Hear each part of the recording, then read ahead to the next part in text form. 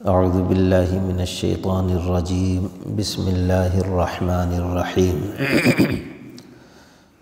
ان اللہ لا يستحی ان یضرب مثلا ما بعوضة فما فوقها فأما الذین آمنوا فیعلمون انه الحق من ربهم وأما الذین کفروا فیقولون ماذا اراد اللہ بهذا مثلا يضل به كثيرا ويهدي به كثيرا وما يضل به إلا الفاسقين الذين ينقضون عهد الله من بعد ميثاقه ويقطعون ما أمر الله به أن يوصل ويفسدون في الأرض أولئك هم الخاسرون۔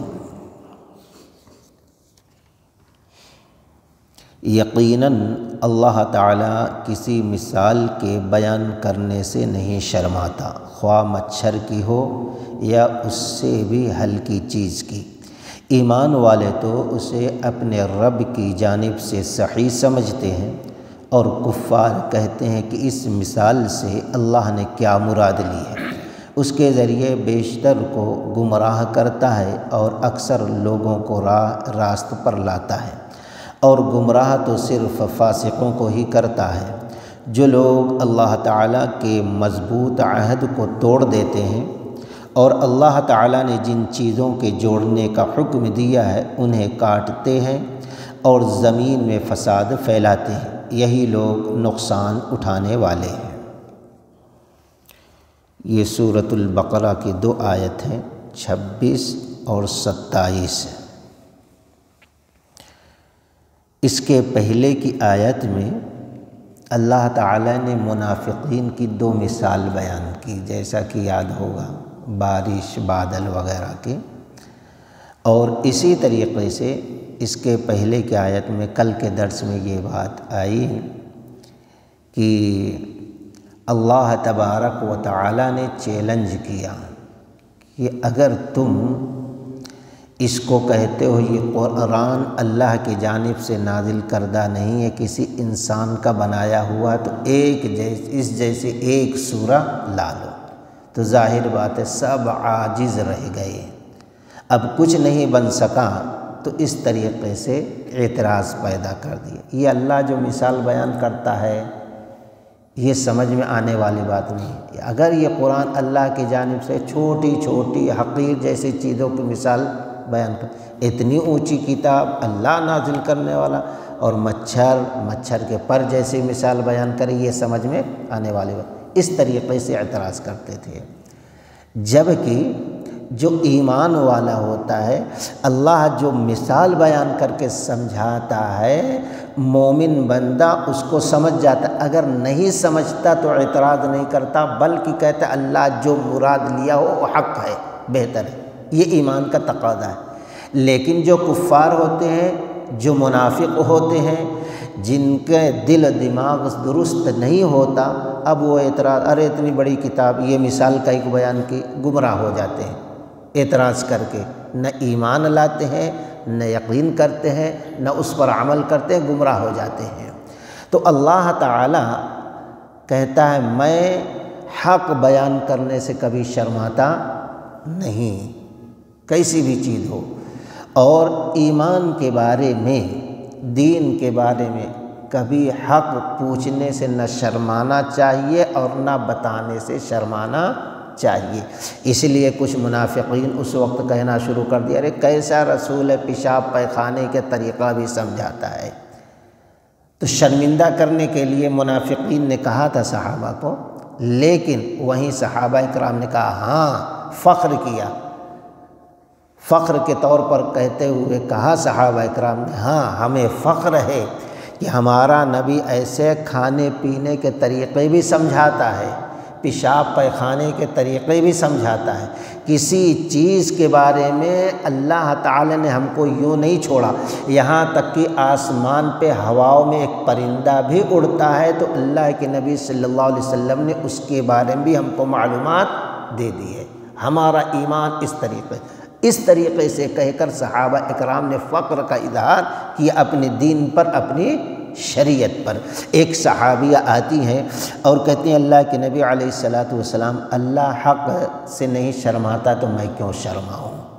کہا ہاں بتاؤ گا؟ میں ایک مسئلہ پوچھنا چاہتی ہوں۔ تو کیا مسئلہ ہے؟ تو یہ بتائیے، اگر خواب میں عورت کچھ دیکھے تو کیا پانی نہانا چاہیے، غسل کرنا فرض ہوتا ہے؟ اللہ کے رسول صلی اللہ علیہ وسلم نے فرمایا جس طریقے سے مرد خواب دیکھے اور کپڑے میں کچا پن دیکھے، بھیگا ہوا کپڑا دیکھے تو غسل کرے، ایسے ہی عورتوں کو بھی چاہیے جب خواب دیکھیں اور کپڑا کچا ہو تو وہ بھی غسل کریں۔ تو اس طریقے سے صحابیات بھی مسائل پوچھنے آتے تھے، کبھی بھی دین کے بارے میں پوچھنے میں شرمانا نہیں چاہیے۔ ویسے حیا شرم بہت بہتر چیز ہے، الحیاء لا یأتی بخیر، حیا شرم سے خیر ہی خیر آتا ہے، لیکن دین کے بارے میں چپ رہنا یا شرما جانا یہ بہتر ہونے کی علامت نہیں ہے بلکہ بد نصیبی کی علامت ہے۔ یہاں پر شرمانا اچھا نہیں ہے بلکہ برا ہے۔ تو خیر، جب اللہ تعالیٰ چھوٹی چھوٹی چیزوں کی مثالیں بیان کرتا ہے، شریعت نے ایک ایک چیز ہم کو کھول کر بیان کر دی، اب ہم کو اگر معلوم نہیں ہے تو ہم صاحب علم سے معلوم کر لیں، ہمارے اوپر یہ فرض ہوتا ہے۔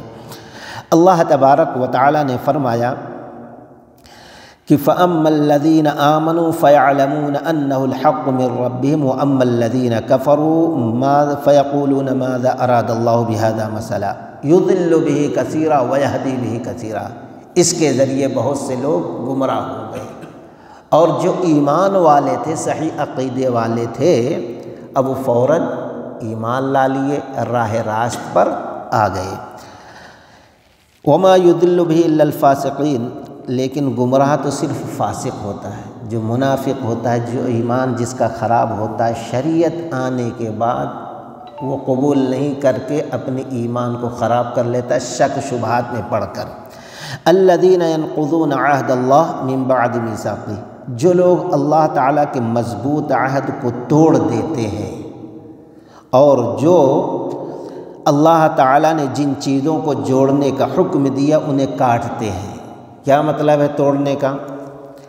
جیسے کہ سورہ اعراف کے اندر اللہ تعالیٰ نے فرمایا وَإِذْ أَخَذَ رَبُّكَ مِن بَنِي آدَمَ مِن ظُهُورِهِمْ ذُرِّيَّتَهُمْ وَأَشْهَدَهُمْ عَلَىٰ أَنفُسِهِمْ، بابا آدم کے پشت سے اللہ تعالیٰ نے سارے انسانوں کو دانے کی شکل میں نکالا اور سب سے عہد و پیمان، الست بربکم، کیا میں تمہارا رب نہیں؟ قالوا بلا شہدنا، سبوں نے گواہی دی۔ اللہ تعالیٰ نے کہا تمہارے ساتھ ہم بھی گواہ ہیں اس بات پر، کہیں ایسا نہ ہو کہ دنیا میں جاؤ اس عہد و پیمان کو بھول جاؤ۔ اسی وعدے کو یاد دلانے کے لیے اللہ نبیوں کا سلسلہ جاری کیا، کتابوں کا سلسلہ جاری کیا۔ یہ کتاب، یہ قرآن ہمارے اندر موجود ہے، اگر اس کے باوجود بھی ہم اس عہد و پیمان کو بھول جاتے ہیں جو بابا آدم کے پشت میں رہتے ہوئے کیے تھے تو گویا ہم ظالم ہو جائیں گے، گمراہ ہو جائیں گے۔ تو اللہ کفر کی علامت، اللہ منافق کی علامت بتا رہا ہے کہ وہ عہد و پیمان کو توڑ دیتے ہیں، بھول جاتے ہیں۔ وَيَقْطَعُونَ مَا أَمَرَ اللَّهُ، اور جن چیزوں کا اللہ نے حکم دیا ہے اس کو کاٹتے ہیں۔ اللہ تعالیٰ نے حکم دیا والدین سے ربط اچھا رکھو، ان کی خدمت کرو، بھائی بہن کے حقوق ادا کرو، رشتہ داروں کے حقوق ادا کرو، بیوی بچوں کے حقوق ادا کرو، دوست و احباب کے حقوق ادا کرو، پڑوسیوں کے حقوق ادا کرو، سارے حقوق۔ یہاں آج ہم قرآن و حدیث کو بھول کر اگر والدین کی نافرمانی کرنے لگیں، پاس پڑوس کے رشتہ داری کو کاٹ دیں، ان کے حقوق ادا نہ کریں، تو گویا ہم اللہ تعالیٰ کے عہد کو توڑ رہے ہیں۔ اللہ نے جن چیزوں کے کرنے کا حکم دیا ہے اس کو چھوڑ دیں، اور جن چیزوں سے روکا ہے وہ کریں، تو ہم گویا زمین کے اندر فساد برپا کر رہے ہیں۔ یہ کفر کی علامت ہے۔ اللہ تعالیٰ کہتا ہے ان کافروں کو، ان منافقوں کو ہم کہتے ہیں جو اللہ نے اس سے وعدہ ہوا اس کو توڑو مت، توڑ دے رہے ہیں۔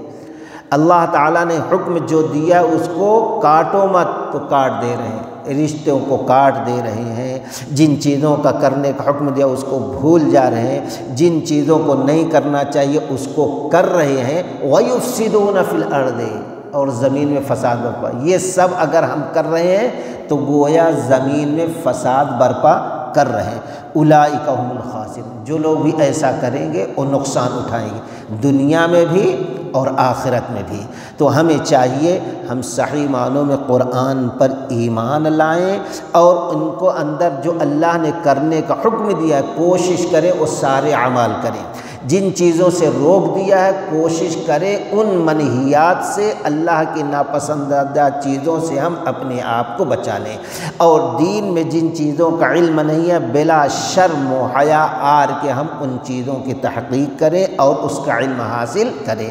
اللہ تعالیٰ سے دعا ہے قرآن و سنت کے موافق عمل کی توفیق رفیق عطا فرمائے۔ سبحانک اللہم و بحمدک اشہد